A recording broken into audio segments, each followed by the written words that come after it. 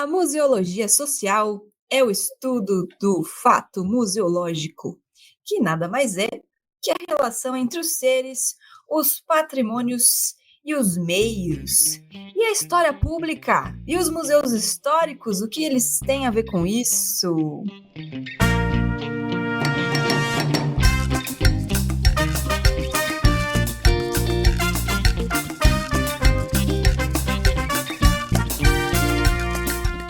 Hello, Museander! Aqui quem vos fala é Marina Gouveia, preparada para mais um episódio gostoso, quentinho, junto de vocês, meus queridos, e da minha bancada maravilhosa. Quem temos aqui hoje, ela, digníssima, maravilhosa, nossa queridíssima, esplendorosa, ruiva cobreada, Juliana Gueiros. Alô, Museander, toda vez que eu estou para baixo eu venho gravar, porque é certeza que vão de alguma forma falar alguma coisa legal para mim. Então eu tô aqui, ó, 100%. Como vocês estão? Bem-vindos a mais um episódio aí.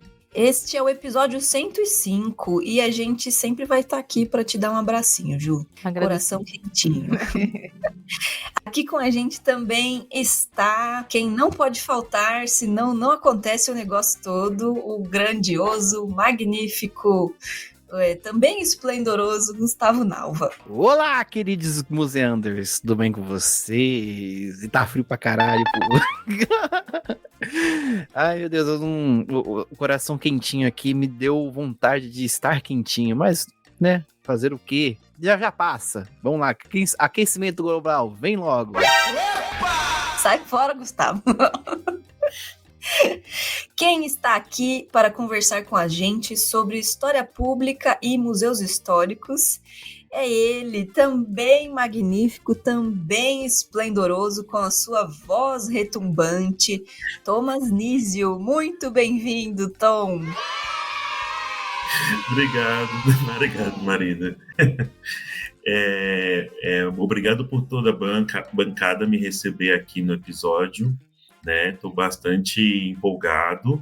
Eu sou Thomas Nísio, né? Sou historiador e museólogo de formação. Eu trabalho atualmente no Museu do Ipiranga como educador, junto com a Marina. Deixa eu ver o que mais. E eu tenho mestrado em História Social pela Universidade de Brasília. Eu sou natural de Brasília, né? Mas atualmente vivo e moro em São Paulo já faz uns 4 anos. Eu não sabia que você era candango, rapaz. Achei que você era de São Paulo. Não, o meu sotaque entrega, não? Ah, um pouco. Mas aí... É que sotaque de Brasília... O Brasília é um... Deixa quieto, eu vou entrar num assunto muito complexo aqui. É complexo. Você já chamou o aquecimento global hoje, Gustavo. Melhor não adentrar as complexidades, não. Deixa pra conversa. Aproveito este momento para lembrar você, Museander, que a gente continua vendendo nossas camuseutinhas. Lembrando também que temos canecas agora no nosso site, elas são tão lindas, vocês podem dar uma olhada lá, comprar sua camuseutinha no site da Uma Penca, que a gente sempre deixa disponível aqui na descrição do nosso episódio.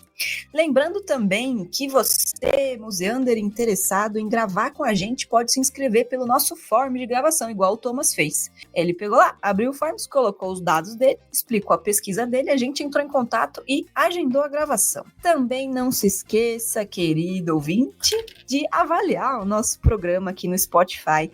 É sempre muito gratificante para a gente continuar desenvolvendo esse trabalho também esplendoroso e grandioso que a gente faz aqui, com todas as possibilidades que temos. Lembrando que somos um podcast de guerrilha, certo? Bora pro nosso episódio, então?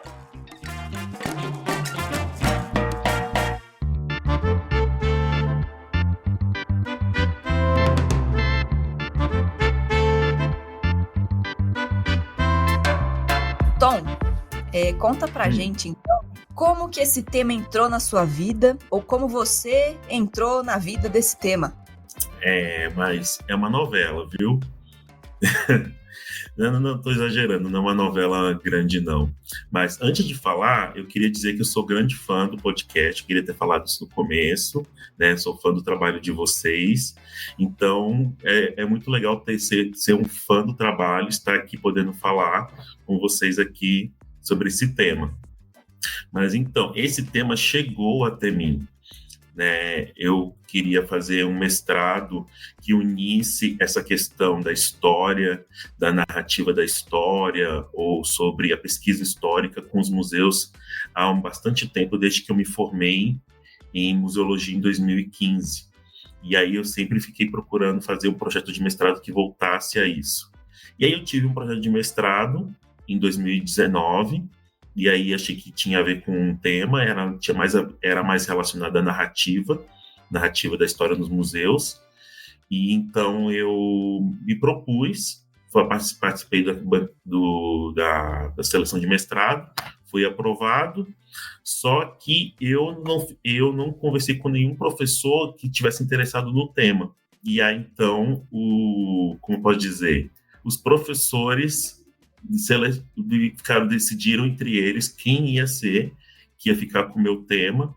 E aí quem ficou com o meu tema foi o professor Bruno Leal, que é um professor focado em história pública. Ele tem o site Café História. É um site que já foi até rede social, para você ter ideia. Ele usava o Bing, né? Isso há anos atrás. E aí, bastante tempo. E aí, então ele está focando na história pública há muito tempo. Então, quando nós nos encontramos, a gente teve uma conversa longa e sincera sobre o meu projeto e vimos que, em vez de focar em narrativas do museu, eu focar sobre como o público entende essas narrativas, né? E então, a ideia seria não fazer uma pesquisa de público, nada disso, mas a ideia seria, eu pensei, então, fazer uma pesquisa de compreensão do museu, que era o meu objeto de pesquisa, que é o Museu Histórico Nacional do Rio de Janeiro, e ele seria o meu objeto de pesquisa, e seria uma compreensão do museu sobre seus públicos. Então, como metodologia, eu corri atrás de todos os relatórios dos últimos 10 anos, 15 anos do museu. Eu procurei relatórios de projetos, vou procurar entrevistas já feitas, né? Eu não quis fazer uma pesquisa focada em entrevista de história oral, por exemplo, porque era um método, porque eu queria entender o discurso oficial, ou aquele discurso que estava oficializado pelo Museu Histórico Nacional sobre sua compreensão de públicos. Então, foi por isso que eu acabei focando mais nas fontes escritas, né? Porque eu estava atrás exatamente de saber aquilo que estava escrito, definindo o que era público para o museu. E foi difícil de achar, mas acabei achando um pouco. Uau! Não é nenhuma novela, não. Não é uma novela. Foi uma minissérie. É uma minissérie. Diga, Gu. Não, eu só queria comentar que o tema me é muito caro de história pública, né? Que quem tá aqui um pouquinho mais tempo sabe que o museu não veio da Clio, né? E eu recentemente saí da Clio. Fiz esse desligamento aí. Mas aconteceu uma coisa muito interessante comigo um tempo atrás, que eu entrei pro o Academy, né? Onde tem aquele site internacional onde tem os trabalhos acadêmicos, os próprios acadêmicos vão postando seus trabalhos, né? Eu me matriculei, né? Me registrei no site. Depois de alguns dias veio uma mensagem, ó, seu nome é citado em 3 trabalhos. Oxe, é que tinham feito uma citação de uma frase que eu fiz num vídeo, justamente no Clio, que eu tinha feito. O outro foi alguém falando da Clio como podcast. Na verdade, foram 4. Outro falando sobre vídeos de história, né? Os 2 trabalhos sobre história pública e um trabalho sobre museologia, que era que era sobre divulgação museológica e tinha lá museando, na época que era só eu e a Ju. Eu achei esse trabalho e falei, caramba, eu não tenho nenhum artigo aqui, meu nome tá sendo citado, que coisa doida. Aí, e isso é uma coisa que me é muito caro, assim, da produção de história, né, quando eu fazia. Eu acho que ainda faço um pouco, querendo ou não. E um outro caso que me aconteceu muito interessante nessa produção de história pública foi que eu estava lá em Cachoeira, na Bahia, que inclusive esses dias vai fazer, na verdade, né, 2 anos que a gente estava lá no EMUSE. Eu estava lá na faculdade do Recôncavo Baiano, tranquilinho, esperando as atividades. Depois aí chegou uma menina que era aluna de lá, e falou: Você fez um vídeo foi explicando o que era museologia? Eu fiz. Ah, eu assisti ele antes de escolher fazer museologia. Falei, que legal. Tipo, no meio de Cachoeira, na Bahia, a menina tinha assistido o meu vídeo na época que eu fazia os vídeos sobre história. Eu fiquei com o coração quentinho naquele momento.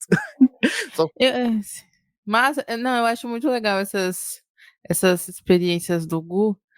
Ao passo que, aí eu fui pensando nessas experiências sobre o tema e tal agora, que é a próxima pergunta que a Má vai fazer.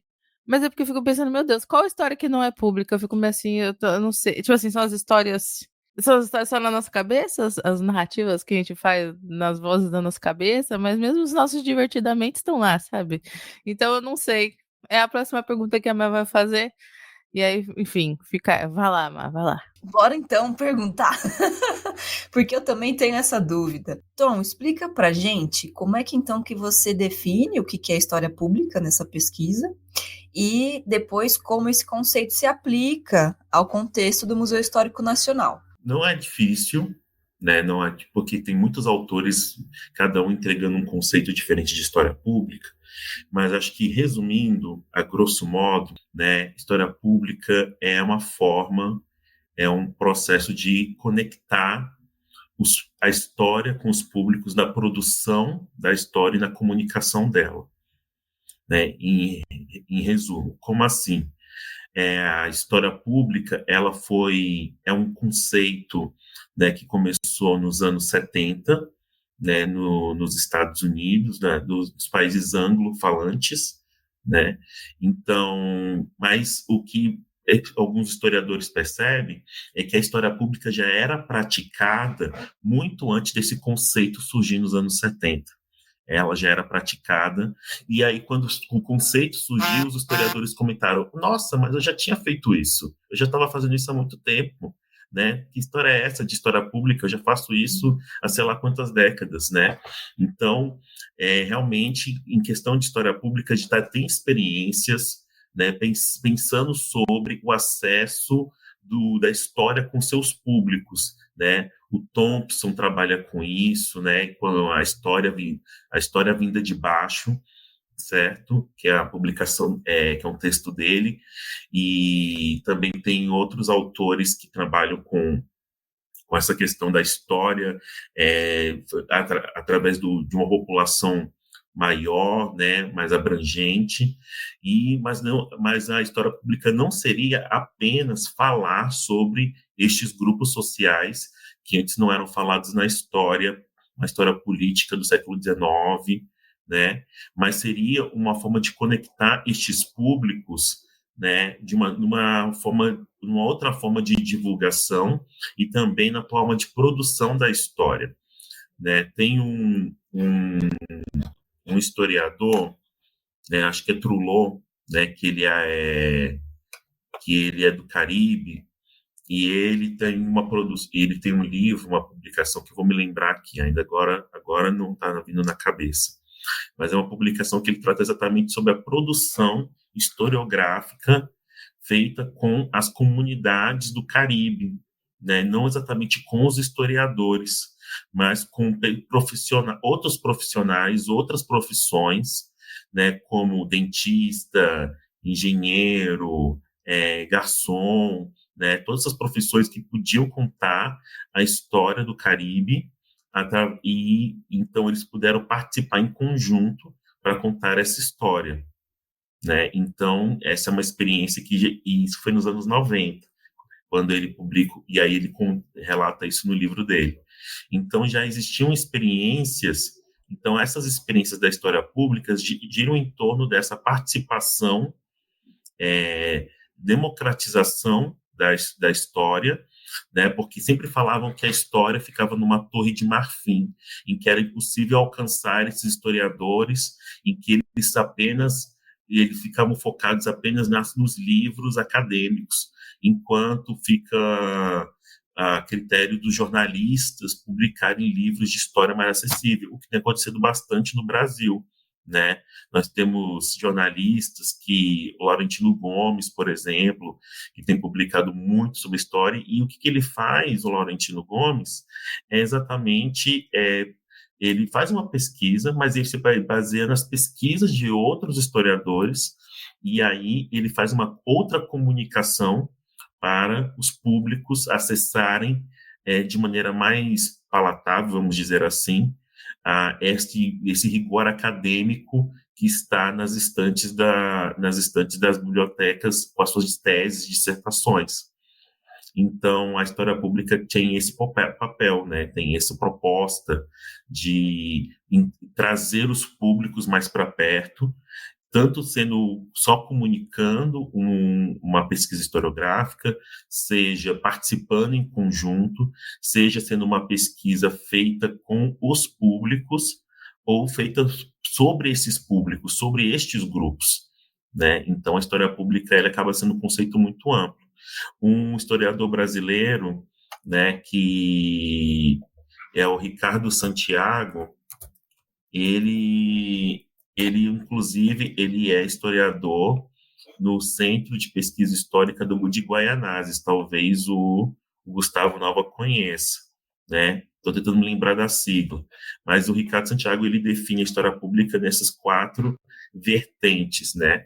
A história para os públicos, nessa história que foi feita para poder alcançar estes públicos, a história com os públicos, em que os públicos trabalham em conjunto na produção historiográfica, a história e públicos, em que a história está junto destes públicos. Eu não vejo muita diferença entre história e história com, mas ele faz essa diferença.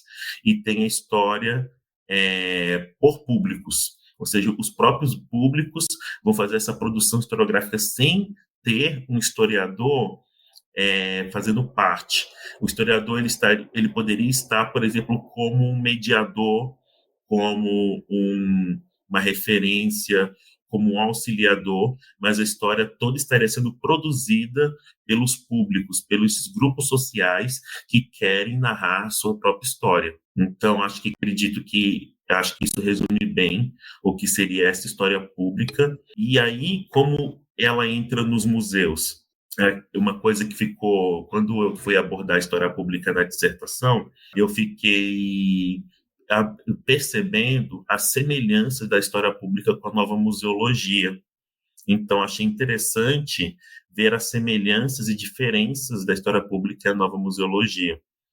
E as semelhanças são muitas, né? Tem a questão da democratização dos museus, esta relação social do museu com os grupos sociais que estão em volta dele, mas a diferença primordial, acho que eu e meu orientador conversávamos bastante sobre nessa questão, é que a diferença é o papel da história nisso. Enquanto tem museus focados na relação social, focados na vida política contemporânea de grupos sociais, ou tem nos museus de ciência focando em ciências exatas e tecnologias, né? Mas ainda ao mesmo tempo esses museus têm um papel de acesso e inter-relação com seus públicos. Então a história pública ela está focada na democratização da história com estes públicos, no acesso da história com esses públicos. Sendo esse acesso só através de uma comunicação, como um Spotify, como um livro, né, essas mídias que nós conhecemos hoje, ou através dessa participação coletiva dos grupos sociais na produção histórica, ou participação de historiadores participando em conjunto para produzir a história sobre esses públicos. Então, acho que essa seria uma diferença basilar entre os museus, né, e a nova museologia e a história pública. E aí ficou este questionamento na minha cabeça, se o Museu Histórico Nacional, que é o meu objeto de pesquisa, ele estaria praticando história pública. Eu estaria praticando nova museologia ou praticando mediação cultural, né? Então, eu acabo trazendo o conceito de mediação cultural também. Então, são 3 áreas que eu acabo fazendo essas pontuações: história pública, nova museologia e mediação cultural. E tento ver essas relações entre os 3 para tentar ver se de onde vem a história pública do Museu Histórico Nacional. E não sei se os públicos do museano devem conhecer o Museu Histórico Nacional, mas, em resumo, o Museu Histórico Nacional é um museu que foi fundado em 1922 por um acadêmico integralista, Gustavo Barroso, ou seja, o Gustavo Barroso era um fascista, né, que tinha uma política, que tinha muita relação com a Primeira República e com os presidentes naquele período. Então, naquele ano de 22, do centenário da independência, é feita uma exposição no Rio de Janeiro, que é a Grande Exposição, que é uma exposição internacional que chama vários países para terem suas apresentações. As exposições internacionais existem até hoje. Eu achava que não existiam mais, mas elas existem até hoje, né? Tanto que desse ano vai ser no Japão. E está tendo o maior problema do Brasil para participar dessa exposição internacional. E aí, pois é. E aí, então, essa exposição internacional, ela pegou todo o litoral que hoje nós conhecemos como a parte do aeroporto Santos Dumont, né, por toda aquela parte ali, do centro da cidade.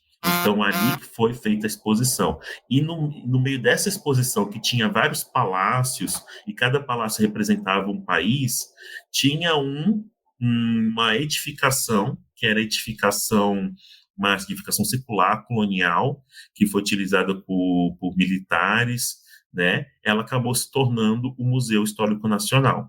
E é a sede do museu até hoje. No começo, era só algumas salas e um andar do prédio. E aí depois o Museu Histórico Nacional tomou o prédio inteiro. Então, em 22, a proposta de história que estava sendo narrada e contada neste Museu Histórico Nacional era uma história patriótica, era uma história militar. E, de acordo com a Miriam Sepúlveda Santos, ela escreveu o livro A Escrita do Passado nos Museus Históricos. Ela define o conceito de histórias de culto da saudade, de que o Museu Histórico Nacional do Gustavo Barroso era que fazia um culto de saudade ao Império, principalmente. E saudade sobre os grandes feitos do Império, que era a Guerra do Paraguai, né, que era uma política externa estável, que era uma economia pujante. Então, tudo isso era homenageado e celebrado pelo Gustavo Barroso e por esse Museu Histórico Nacional. Mas aí o Museu Histórico Nacional se transformou, com as décadas foram se passando. Na ditadura militar, ele continuou com essa narrativa heróica e militar, mas tínhamos vozes, vamos dizer assim, resilientes, que é o caso do Clóvis Bornai, que é o grande carnavalesco do Rio de Janeiro, e ele era servidor público e museólogo do Museu Histórico Nacional. E, vamos dizer assim, coincidentemente, quando Gustavo Barroso morre, o Clóvis Bornai ele sente uma liberdade maior para agir como museólogo no Museu Histórico Nacional e propõe experiências diferentes. Ele propõe exposições que possam discutir sobre a questões muito caras para nós hoje, como a questão da herança negra durante a escravidão, por exemplo. Então, foram experiências que o Clóvis Bornai trouxe para o Museu Histórico Nacional, numa época em que, nos anos 70, a museologia estava se transformando completamente. Vocês já abordaram aqui sobre a Carta de Santiago, que é uma das cartas basilares da museologia social. Então, enquanto estava acontecendo toda essa transformação da museologia internacional, o Museu Histórico Nacional estava também se transformando através dessas vozes resilientes. E aí, em 84, vem a professora Vera, né, que acaba dirigindo o museu, começa a repensar uma nova exposição para o museu, e aí é construída uma nova exposição de longa duração, que é uma exposição que a Miriam Sepúlveda Santos chama de história síntese, né, ou história narrativa, que seria usar os objetos do museu para contar elementos econômicos, sociais e políticos da história do Brasil. Então, esta seria a narrativa do Museu Histórico Nacional a partir de 84. E não seria mais o culto da saudade ou uma história militar que foi durante a ditadura. E aí, em 2010, o museu se transformou novamente, teve uma nova exposição. Aí agora o Museu Histórico Nacional está com 5 exposições de longa duração novas desde 2010. Tem a Oretama, que é focada nas sociedades pré-colombianas, indígenas que tinha aqui na América Portuguesa, né, no Brasil. Tem o processo de colonização portuguesa, o primeiro e segundo reinado e a democratização com a República até os tempos contemporâneos. Então, essas são as exposições de longa duração que o Museu Histórico Nacional tem hoje. Thomas, então a gente podemos dizer assim, voltando aqui na história pública, que história pública nada mais é do que os historiadores puxando a orelha dos próprios historiadores, falando, vamos deixar de fazer a rodinha entre nós aqui, vamos tentar comunicar que tem gente fazendo isso daí lá fora e cometendo alguns erros, que assim, eu gosto bastante de ler alguns livros sobre história, inclusive livros feitos por jornalistas, igual você comentou aqui, né? Para mim, um dos melhores livros sobre história de São Paulo, assim, para quem quer ter um contato com a história de São Paulo, são os 2 livros das capitais, né? Capital da Solidão e Capital da Vertigem, Roberto Pompeu de Toledo. Mas é assim, introdutório. É para você chegar assim, ter uma noção do que é São Paulo, e depois você vai lá nas fontes dele e vai procurar, vai tentar saber mais, né? Porque ele tenta ele é jornalista, mas ele tenta fazer história de uma maneira um pouco mais séria, né? Mas assim, é um jornalista, tem suas limitações, assim. A narrativa dele é muito gostosa. Então você acha que é isso? É os historiadores puxando a orelha dos outros historiadores, falando, vamos, assim, a academia é importante, mas vamos, né, comunicar? Então, tem um historiador que ele é focado em história pública também, que é meu xará, inclusive, que é Thomas Covan, né? Se escreve Calvin com U. Thomas, ele faz essa crítica dura sobre os historiadores na Torre de Marfim, né? De como os historiadores têm ficado presos no rigor acadêmico. Mas os historiadores que nós temos estudado hoje, eles já faziam críticas em relação a isso há bastante tempo. O Hobsbawm, por exemplo, ele fazia pesquisa sobre alguns grupos sociais, né? Ele tem uma pesquisa sobre sobre a relação do jazz nos Estados Unidos, como ele era consumido. E então ele estava analisando os leitores das revistas de jazz que existiam, né, nos anos 70, nos anos 80. E eu sei disso por causa da aula de história pública que eu tive, né? E a gente acabou lendo alguns trechos dessa pesquisa dele. Então tem historiadores que fizeram essas críticas e são críticas que fazem sentido hoje, e a história mudou muito, né? Se formos analisar as pesquisas historiográficas produzidas na academia, é uma historiografia focada na história da cultura, focada em grupos sociais, focada em manifestações culturais, né? São as produções que têm sido feitas com bastante frequência. Então, posso dizer que há uma conexão dessas produções com a história pública. Quando a gente pensa que esses historiadoras foram até esses locais e pesquisaram com esses grupos sociais para entender certas questões sobre a agência do agente histórico, sobre certos grupos sociais, sobre certas sociedades, sobre certas culturas. Então vejo que hoje, né, a historiografia. Eu quero parar essa pontuação para me lembrar de uma crítica que o meu orientador fez, né, quando eu estava usando o livro do Trullo, né, que o Trullo estava fazendo uma crítica ferrenha à historiografia europeia, falando de como ela era eurocêntrica, capitalista, né, focada apenas no seu próprio umbigo, né, de como não tinha uma relação com os grupos colonizados, né, então essa questão da decolonialidade estava surgindo na mente do Trullo. E aí, então, quando eu escrevi eu comecei a escrever toda essa análise dele na dissertação, do capítulo, aí mandei para revisão para o Bruno ler. E o Bruno escreveu, mas isso já não está dado? Isso já não, os historiadores já não estão fazendo hoje, essas críticas decoloniais, essas críticas sobre a forma como está sendo produzida a história hoje?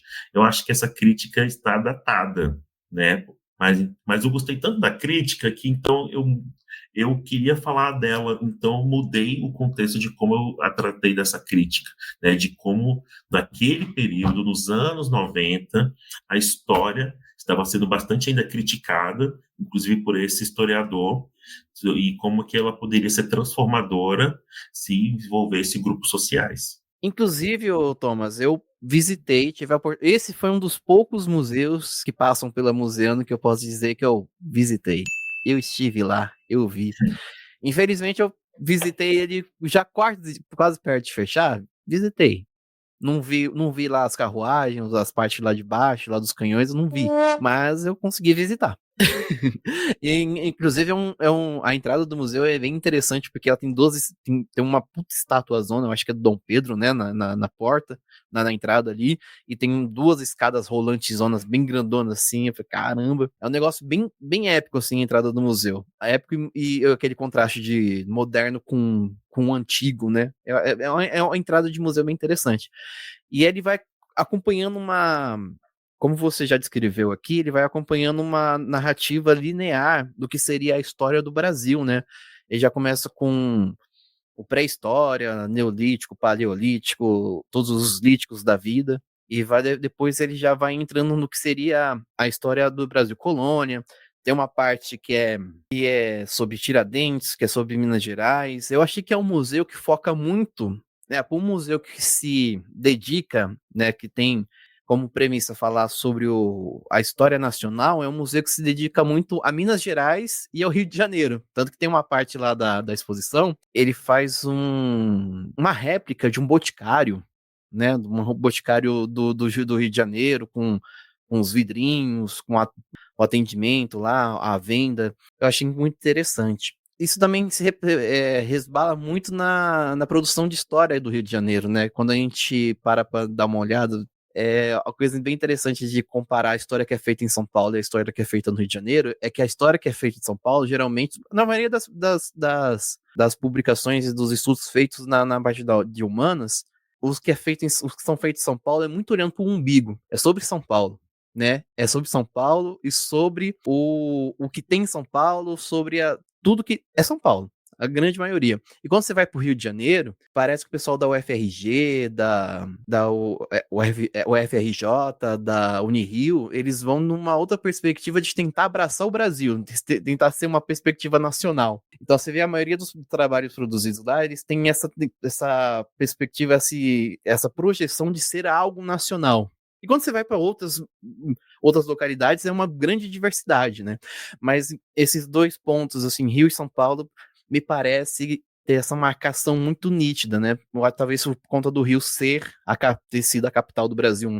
A gente tem a pergunta aqui na nossa pauta, que qual foi o papel do museu na interlocução entre historiadores e os públicos especializados e os visitantes leigos. No que eu falei aqui, esse museu ele tem uma história muito linear, que é muita história que a gente vê nos livros didáticos brasileiros. Você acha, né? Eu quero misturar uma pergunta minha com essa pergunta aqui. Nessa nova exposição, que a exposição que eu visitei, na verdade, era em 2022. Essa exposição, ela tem um pezinho no livro didático de ser algo ilustrativo ao que é falado na sala de aula? Confesso que, olhando os relatórios, eu não percebo esta relação da narrativa que está sendo construída nessas novas exposições. E quando eu falo novas, elas já são de 2010 para cá, né? São a exposição Cidadania e Construção, acho que é de 2014, não tenho certeza, e a primeira de 2010, e Oretama também 2011, 2012. Então, a construção destas exposições elas seguiram narrativas, né, que estão embasadas principalmente nos vestígios, que são os objetos que eles possuem.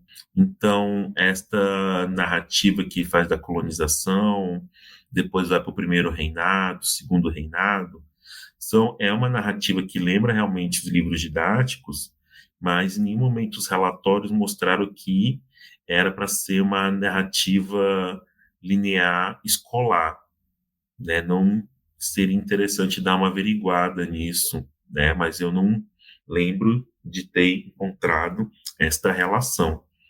O que eu, nessa pergunta, né, de construção dos especialistas com o museu, né, as últimas décadas, principalmente na década de 2010, lá para 2015, 2016, 2017, muitos consultores apareceram para conversar sobre essas exposições, consultores e grupos sociais. Esses grupos sociais variavam. Tinha, por exemplo, de especialistas, o Emanuel Araújo, por exemplo, o artista, e foi diretor do Museu Afro por muitos anos, né? Ele foi um consultor na exposição, numa das exposições do Museu Histórico Nacional, focada no primeiro e segundo reinado, em que ele faz uma instalação artística no meio dessa exposição, que se chama Altar a Oxalá, para fazer esta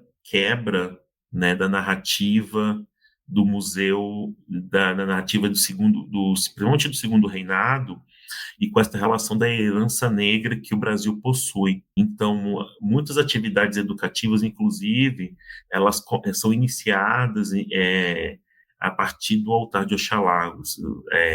As mediações começam sempre a partir daquela instalação, justamente para fazer esses questionamentos sobre o papel da herança negra na história do Brasil. E então, esses consultores e grupos sociais apareceram bastante nos últimos 10 anos lá. Um consultor que apareceu lá foi um pai de santo, né, que foi convidado, o nome dele é Tato, estou tentando lembrar o restante do nome. O Thomas pediu para corrigir o nome do pai de santo que, na verdade, se chama Tateto. Ele, como pai de santo, ele foi chamado para analisar uma coleção que foi doada nos anos 90 da mãe de santo Zaira Trindade. E esta coleção foi doada pela própria Zaira, só que a forma como foi documentada essa coleção não foi completa, porque os museólogos do período não tinham um arcabouço teórico, religioso e técnico para poder cuidar dessa coleção. Então, o museu sentiu falta, percebeu esta falha, né, e chamou o Tateto para analisar esta coleção. Então, ele analisando esta coleção, ele percebeu vários objetos que eles eram objetos sagrados, que não deviam estar ali, que deviam passar por um tipo de processo, né, antes deles voltarem a fazer parte da coleção. Então, outras coisas aconteceram também. Então, esses objetos foram analisados, melhor documentados, passaram por um novo processo de musealização, e hoje eles estão na exposição Cidadania em Construção, que é a exposição que trata do século XX na história do Brasil. E então está instalado lá. Outra consultoria que foi feita, que foi com um grupo social, foi com um grupo de feministas do Rio de Janeiro. E aí então esse grupo foi feita uma roda de conversa com essas mulheres para entenderem a história delas na produção do movimento feminista na cidade do Rio. E aí então elas participaram coletivamente com suas histórias, e baseado nestas histórias, elas viram objetos que poderiam fazer parte da história delas e poderiam se tornar uma coleção para ser musealizada pelo Museu Histórico Nacional. Por exemplo, um telefone. né, o aparelho telefone. De acordo com elas, era muito utilizado o telefone para elas se comunicarem entre elas, para poder tratar de assuntos específicos, como marcar reuniões, pensar em pautas, pensar em atas. Então, o telefone é um aparelho necessário para essa troca. Então, ele tinha que fazer parte da coleção.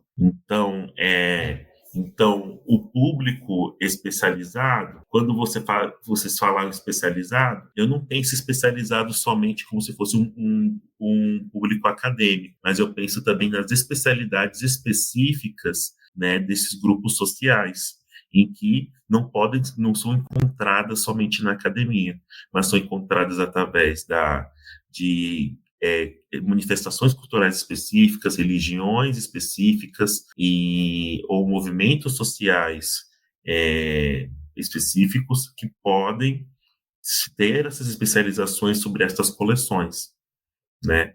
Então, os historiadores nesse papel, eles participaram, por exemplo, o diretor do museu dado período era o Paulo Knaus, e que ele ficou entre 2015 até 2019 no museu. Ele é um historiador. Pelos relatórios, apresenta que há um interesse, né, dessa interlocução de acesso entre esses grupos sociais e o museu. O museu corre atrás desses grupos, né? O que aparenta nos relatórios é que o museu foi atrás de rever a sua coleção de candomblé, e ao mesmo tempo foi rever e pensar em novas coleções para o museu de tratar sobre grupos sociais contemporâneos, que é o caso do movimento feminista.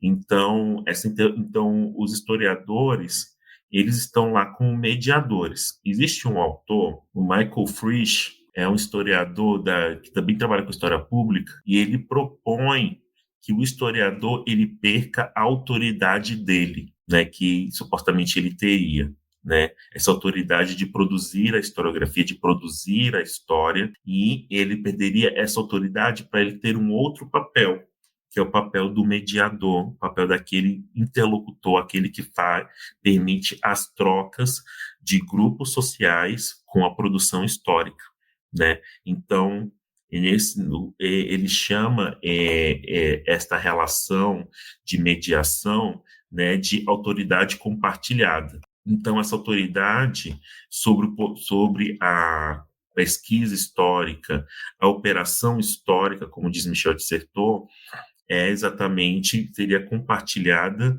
não ficaria mais com o historiador, mas ele compartilharia com com grupos sociais em que essa pesquisa, essa produção histórica está sendo feita, entende? Sim, o Museu Nacional, para mim, ele foi o Museu Histórico Nacional. Foi um choque, porque foi um museu que eu fui logo depois de ter ido no Museu do Folclore, que é uma pegada completamente diferente, sabe?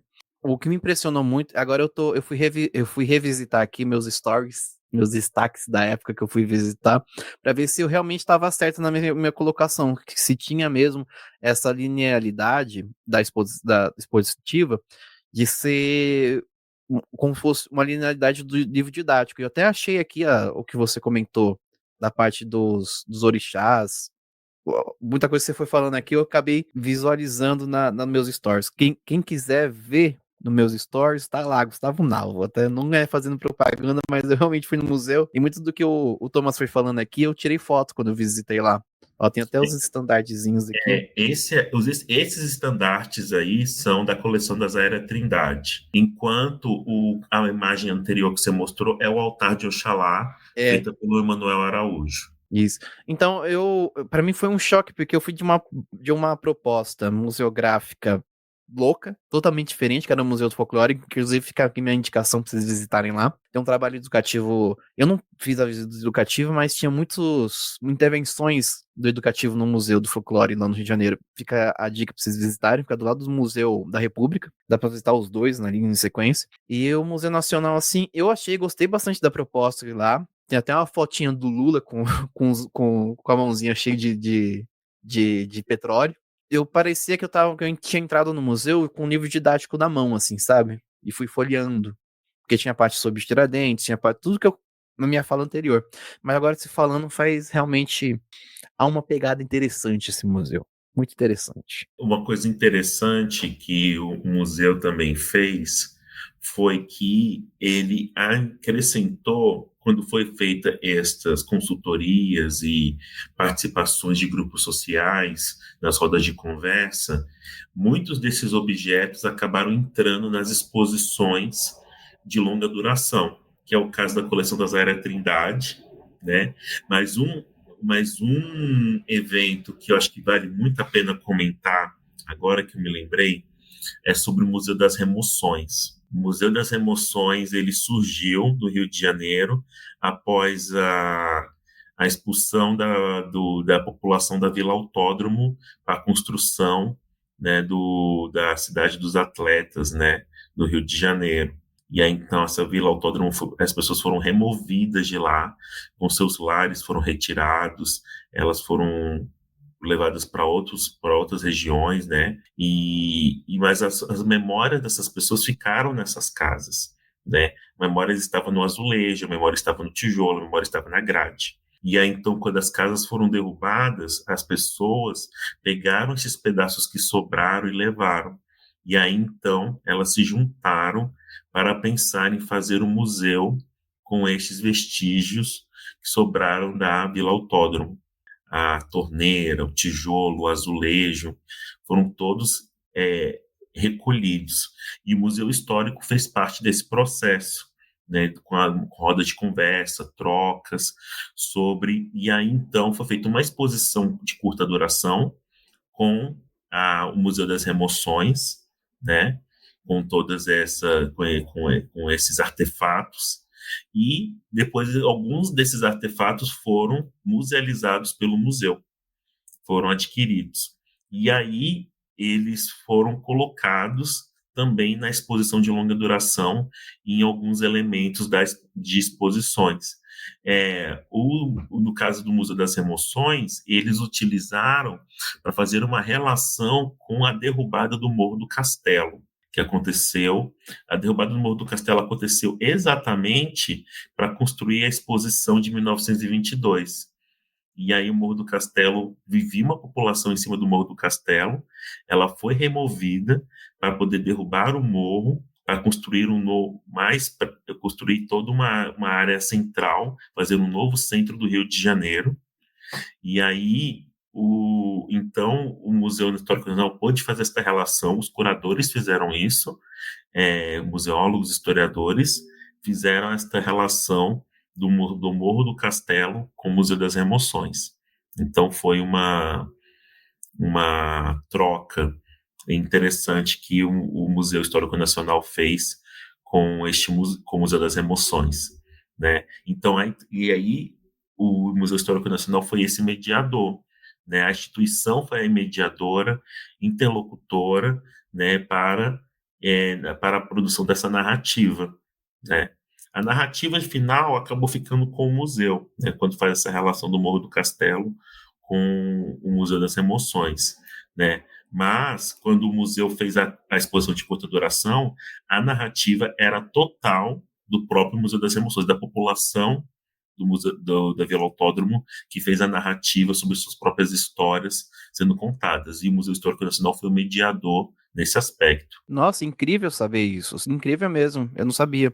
Porque o Morro do Castelo, que é onde surge o Rio de Janeiro, né, onde é a primeira, né, na lógica de Acrópole, onde que é das cidades portuguesas, é onde é fundada a cidade do Rio de Janeiro, ele vai ser demolido e ele ficava exatamente atrás do Museu Nacional, do Museu Histórico Nacional, né? Você tem um Museu Histórico Nacional, nas costas dele você tem a Igreja Nossa Senhora do Bom Sucesso, e grudado na Igreja Nossa Senhora do Bom Sucesso você tem o que sobrou do Morro do Castelo, que é a Ladeira da Misericórdia. É literalmente uma ladeira que não dá para lugar nenhum. Por quê?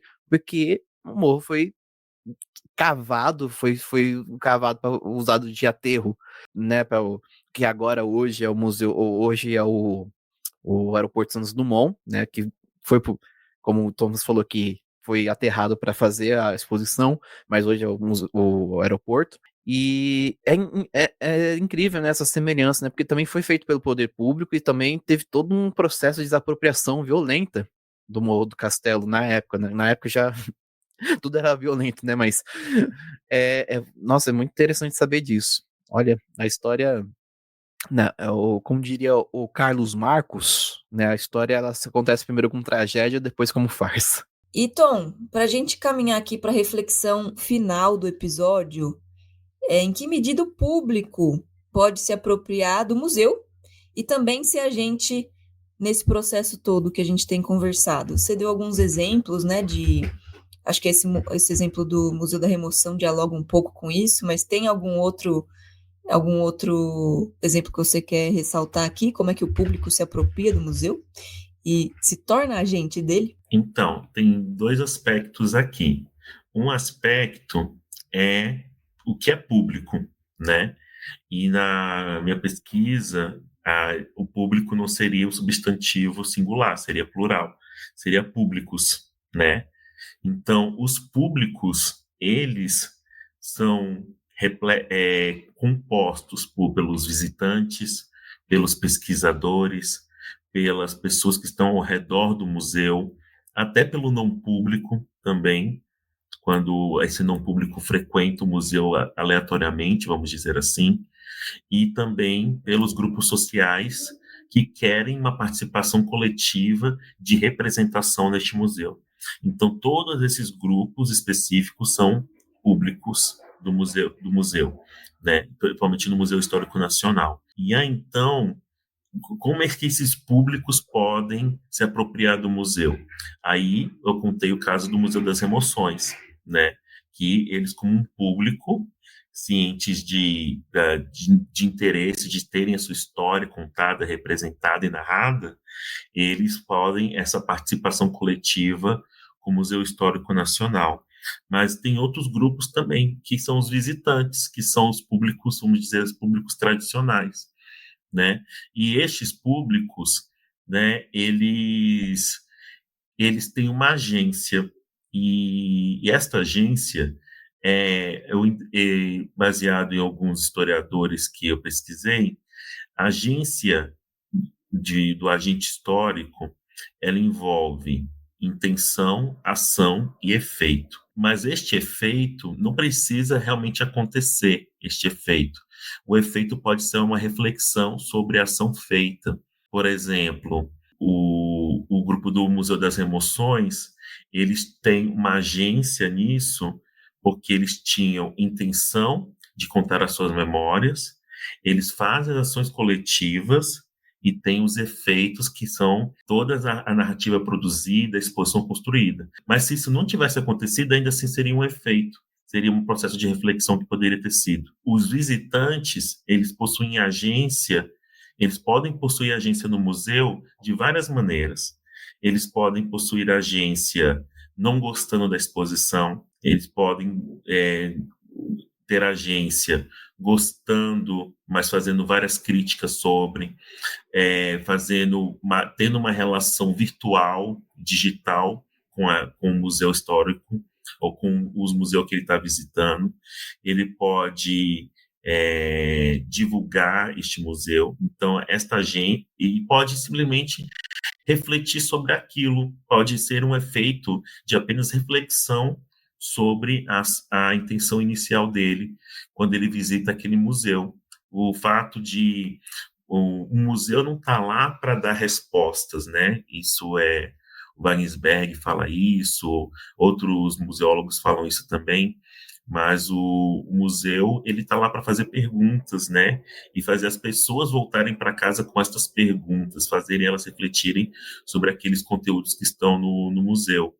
Então, o fato de o museu ter esta capacidade de fazer a pessoa refletir faz com que o público tenha uma agência, né, de intencionalmente, eu quero ir lá ver a exposição tal, eu vou lá ver a ação, e o efeito é a reflexão diante da intenção que ele foi inicialmente. Ele não esperava ter toda aquela confusão mental, ele não esperava por isso, mas este é um efeito da intenção inicial dele.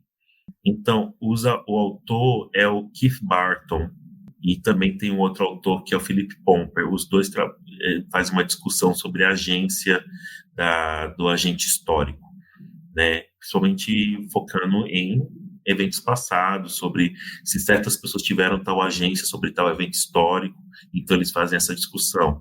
Mas o que foi meu orientador que passou, que eu gostei bastante, foi a Emily Sitzia, que ela é da europeia, em que ela trata exatamente da agência de públicos de museus.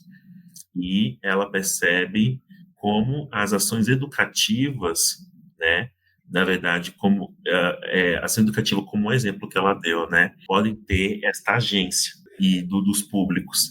Porque quando um visitante vai no museu, ele, se vai com um grupo escolar, eles têm a intenção de ver o museu, experimentar as coisas, conhecer essas coisas, e o efeito disso, desta ação, é a reflexão produzida, que uma pessoa produziu em si mesma, e ela vai ter os resultados dessa reflexão numa ação educativa.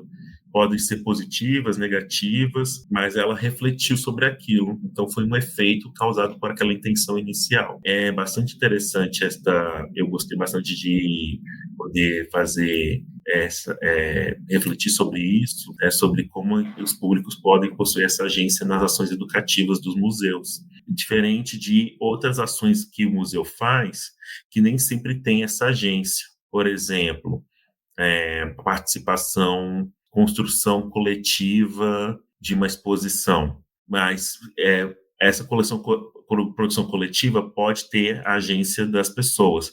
Mas e se o museu está controlando organizando, para não usar a palavra controle, né, muito pesada, né? Mas o museu está sendo o maestro dessa história, né? Ele que vai decidir exatamente quais objetos vão ser musealizados, qual vai ser a narrativa. Se o museu está fazendo isso, o público que está participando dessa coleta coletiva perde a agência, né?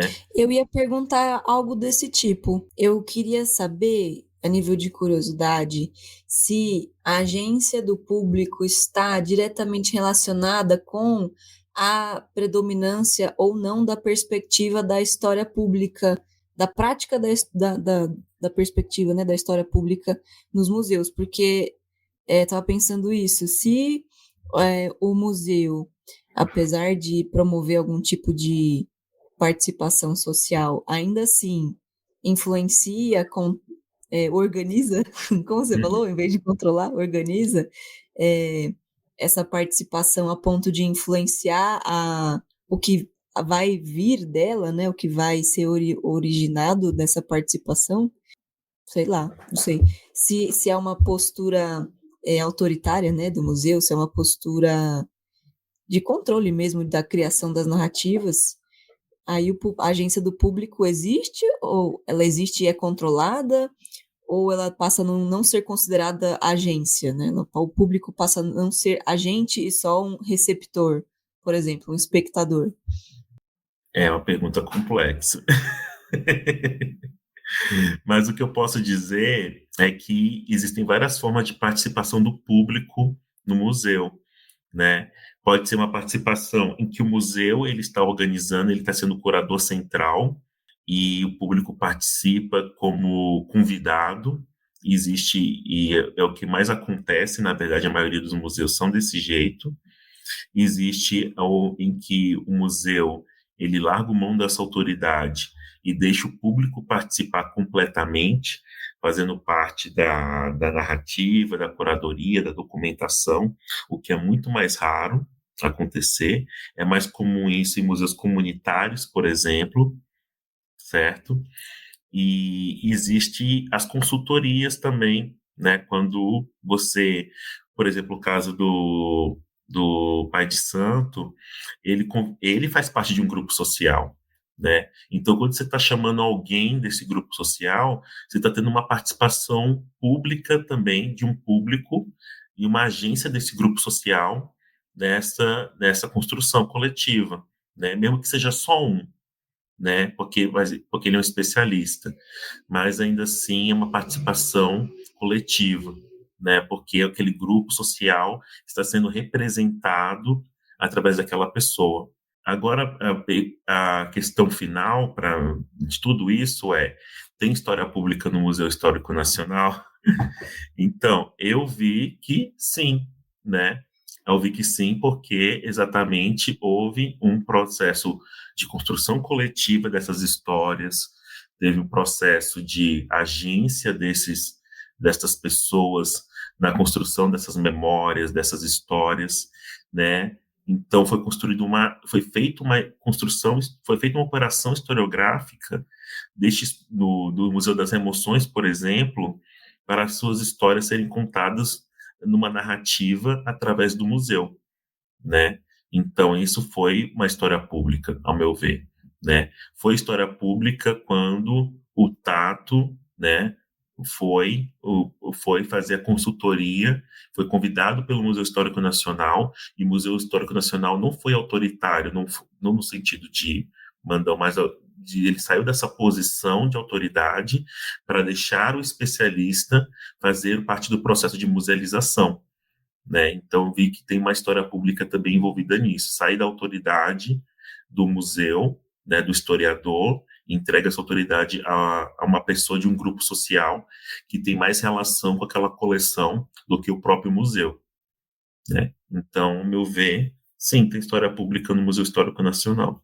A questão de ser sobre história do Brasil, uma história nacional, ou se deu espaço de se apropriarem da história, né? A história pública também é a questão de apropriação do que é a história através desses grupos, né? Muito interessante. Parabéns pela pesquisa, Thomas.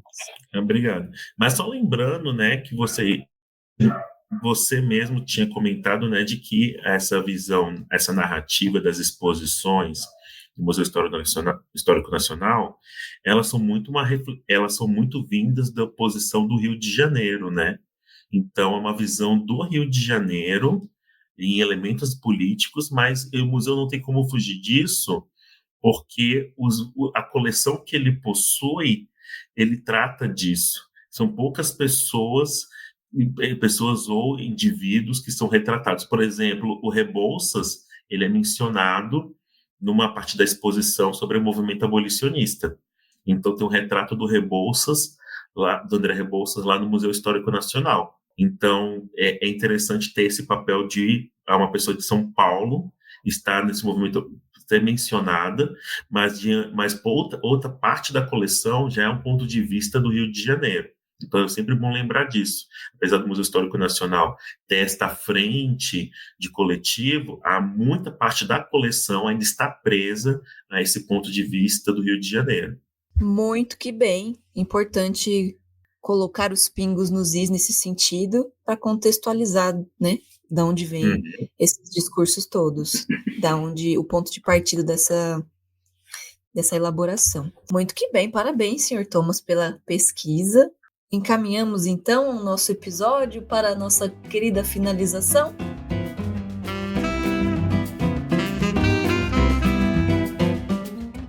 Pessoal, vamos então para nosso momento de encerrar, nossa encerração, nossa finalização do episódio.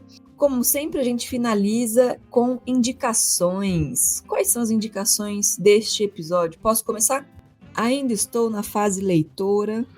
Então, a minha indicação é um livro. Estou lendo agora Salvar o Fogo, do Itamar Vieira Júnior. Falei o nome dele certo, gente?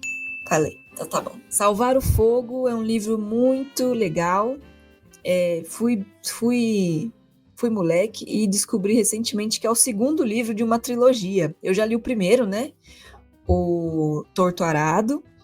E eu só me toquei que era um segundo livro quando eu percebi que tinha uma personagem também do mesmo autor que reaparece nesse segundo livro aí. Eu falei, por que ela tá aqui? Aí eu fui pesquisar e descobri que é uma trilogia. Então, recomendo tanto o Torto Arado, que eu já recomendei em outro episódio, quanto o Salvar o Fogo, desse autor baiano. Enfim, Não vou dar spoilers, mas é uma produção muito diferente de tudo que eu já li. Ok? Então essa é a minha indicação. Gu, tem indicação do episódio de hoje? E eu tenho, visitem o Museu Histórico Nacional. Não, assim, Ótima indicação. eu vou indicar aqui, já que em um momento foi citado, né, o Thomas citou o Museu das Emoções aqui. Minha chefinha, a dona Ana Paula Brito, né, minha chefinha porque eu edito uns episódios pra ela lá do Memória Pra Quê. Então, tô lançando aqui em primeira mão. E quando eu terminar de gravar esse episódio, ela já me pediu pra postar o episódio que eu editei pra ela sobre Não Resista. Olha o nome do episódio, Não Resista. Que ela vai falar um pouquinho sobre o ato de não resistir como um ato de resistência. Não resista, faça diferente. Naqui ela vai, se eu não me engano, se eu não tô com a cabeça ruim, ela comenta sobre o Museu das Emoções, ela tava em uma conferência que tinha uma fala do pessoal do Museu das Emoções e da mãe Zana de Odé. Mãe Zana de Odé que teve o seu terreiro demolido, né, por uma ordem judicial. Se eu não me engano, eu não vou falar nada aqui, ouçam um episódio, mas basicamente ela tinha a opção de resistir, de fazer um cordão de pessoas na frente do terreiro, fazer a resistência para que não fosse demolido, mas ela disse que a ancestralidade chegou nela e disse para ela não resistir. Que na posição que eles estavam, sendo quem eles eram, a melhor opção não era resistir. Ouça um episódio que ele é impactante. Essa é a minha indicação.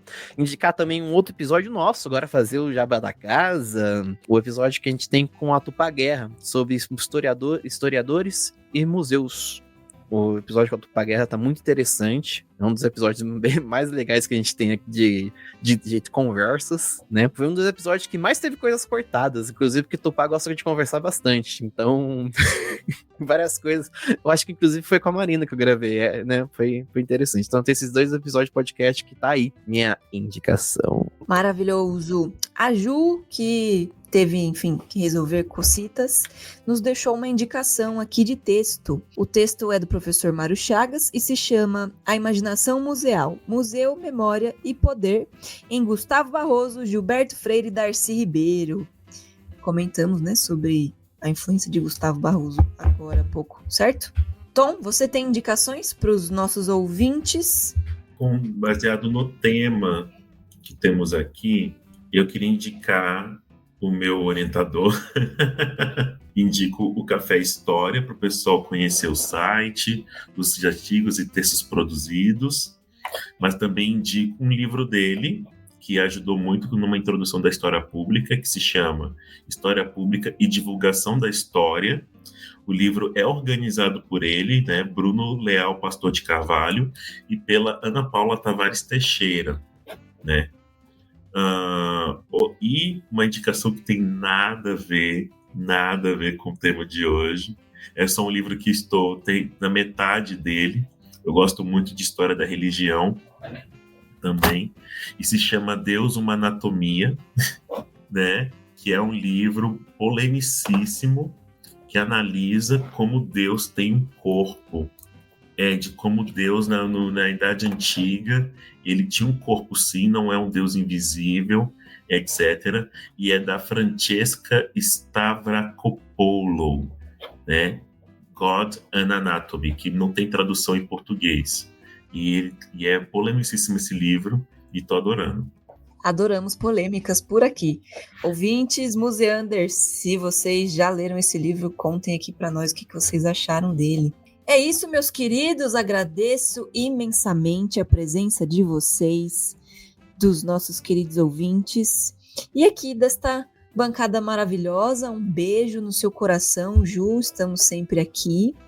Muito obrigada, Gu. Mais um episódio 105 para nossa conta. E eu que agradeço a oportunidade de estar aqui conversando. Inclusive, agradeço, Thomas, por trazer o tema. Assim, eu sou um historiador um pouco tanto quanto frustrado por não conseguir, né, exercer a profissão. Mas então toda vez que eu tenho a oportunidade de discutir história, conversar sobre história e falar sobre história, eu me realizo de certa maneira. Então, muito obrigado, Thomas, muito obrigado, Mar, muito obrigado, Ju, e obrigado, querido ouvinte. Muito, muito obrigada, Tom, pela presença, pelo interesse, pela paciência, por ter se inscrito, por ter compartilhado toda a sua pesquisa com a gente. Uma pesquisa de mestrado robusta e detalhada, como eu sei que o Tom faz. Posso expor você um pouquinho? É legal, é uma exposição legal, confia em mim. O Tom tem uma habilidade, ele tem uma habilidade de pesquisar coisas muito incrível. Você fala assim, Tom, eu preciso achar uma coisa assim, assim, assado.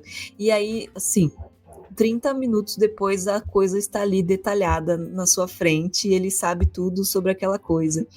Ele tem uma capacidade de concentração muito incrível e de pesquisar muito rápido. Eu acho isso muito, muito, muito maravilhoso nesta criatura que está aqui com a gente. Então, muito obrigada mesmo e espero que você volte mais vezes, a porta está aberta. Espero que os museanders também se sintam à vontade para se inscrever no nosso Forms, assim como o Tom fez e outros também fizeram. Museando está aqui com as portas abertas, ok, Tom? Muito, muito obrigada. Eu só quero agradecer mais uma vez por terem me recebido, gostei muito da nossa conversa, né? Apesar de eu ter falado muito, peço desculpas. e obrigado pela oportunidade e vou estar aí ouvindo Museando, como sempre estou ouvindo episódios novos e vou estar acompanhando vocês. Muito, muito obrigada. 1000 corações.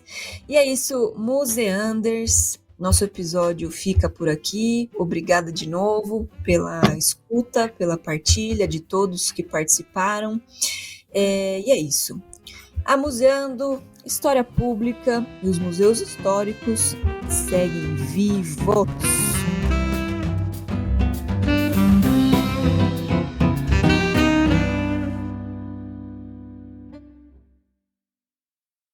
Muito obrigado, vão com Deus, valeu. Santos!